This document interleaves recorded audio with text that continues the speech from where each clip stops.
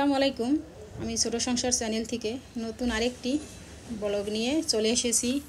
তো আশা করি আল্লাহর অশেষ রহমতে আপনারা সবাই ভালো আছেন। আলহামদুলিল্লাহ আমরাও ভালো আছি। তো এই তো চলে আসলাম সকালের নাস্তা তৈরি করতে। তো এই তো রুটি ভেজে নিচ্ছি। আসলে গ্যাসের তাপ এতই কম যে রুটি ভাজা কোনোভাবে যাই না, যাই হোক কোনোভাবে তো করে নিতেই হবে, না খেয়ে তো আর থাকা যাবে না। এই তো কোনোভাবে আসলে ভেজে নিলাম ওইভাবে করেই। তো এই তো আর এদিকে আমার গরুর মাংসটা রান্না করা ছিল কালকের, তো সেটা দিয়ে আজকের সকালের নাস্তাটা সেরে নিচ্ছি। যাই হোক একটু হলেও ঝামেলাটা কমলো। আর এদিকে আমি রান্না করব দুপুরের জন্য গরুর মাংস দিয়ে বিরিয়ানি। তো এটা আমার ছেলে মেয়ের আবদার, তো ওদের আবদার তো পূরণ করতেই হবে।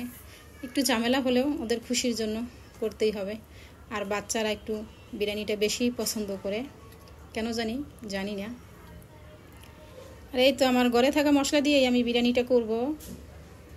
তো সমস্ত মশলাগুলো আমি অ্যাড করে দিচ্ছি। এরপরে মাংসটা দিয়ে আমি কিছুক্ষণ ম্যারিনেট করে রাখবো, তারপরে চুলায় বসিয়ে দিব। তো আমার ভিডিওটা যদি আপনাদের কাছে একটু ভালো লেগে থাকে তাহলে একটি লাইক দিয়ে দিবেন, চাইলে সাবস্ক্রাইব করে পাশে থাকতে পারেন। তো আমার ইউটিউব চ্যানেলটা একদমই ক্ষুদ্র একটা চ্যানেল। তো আপনারা যদি একটু সাপোর্ট করেন তাহলে হয়তো আমি একটু একটু করে সামনে আগাতে পারবো। আসলে আমি অত সুন্দর করে ভয়েস দিতে পারি না, আপনারা কে কতটুকু দেখবেন কি দেখবেন না জানি না। আমাদের যাদের চ্যানেল একদম ক্ষুদ্র এবং ছোট চ্যানেল, তাদের চ্যানেলে যদি আসলে একটা ভিউজ আসে অথবা একটা লাইক কমেন্ট আসে, আমরা যে কত খুশি হই সেটা আমরা যারা নতুন তারা জানি যে কত ভালো লাগে। তো আশা করব সবাই সবার পাশে থাকবো, সবাই সবাইকে সাপোর্ট করব, তাহলে একদিন না একদিন আমরা সফলতা অর্জন করতে পারবো ইনশাল্লাহ। আর এদিকেই তো পেঁয়াজটা ভেজে নিচ্ছি বেরেস্তার জন্য। তো পেঁয়াজটা আসলে একটু বেশি ভাজা হয়ে গেছে। যাই হোক এখন এই তো পোলার চালটা দিয়ে দিলাম।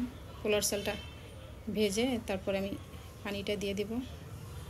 তো আমি আসলে যতটুকু পারি অতটুকুই করি। আমি জানি আমার অন্যান্য আপুর অনেক সুন্দর সুন্দর বিরিয়ানির রেসিপি করেন বা করতে পারেন। তো আসলে আমি অত সুন্দর করতে পারি না, তবে আমি আমার মতো করে চেষ্টা করছি। এই তো তো একটা সময় এটুকু পারতাম না, রান্না বান্নার মানেই বুঝতাম না। তো এখন আল্লাহর রহমতে যেটুকু পারি সেটুকুই আলহামদুলিল্লাহ। তো এই তো এখন আমি একটু নেড়ে চেড়ে মিশিয়ে নিব। তো প্রথমে একটা খুন্তি দিয়ে পারছিলাম না, এই জন্য আর কি দুইটা খুন্তি দিয়ে নেড়ে নিচ্ছি। তো এই তো এখন একটু সামান্য টেস্টিং সল্ট দিয়ে তারপর একটু কেওড়া জল দিয়ে দিব। এই তো হয়ে গেছে আমার বিরিয়ানি রান্না। তো আপনাদের কাছে আমার ভিডিওটা কেমন লাগলো অবশ্যই কমেন্ট করে জানাবেন। তো আজ এ পর্যন্তই। আপনারা সবাই ভালো থাকবেন, সুস্থ থাকবেন, আমার জন্য দোয়া করবেন। আল্লাহ হাফেজ।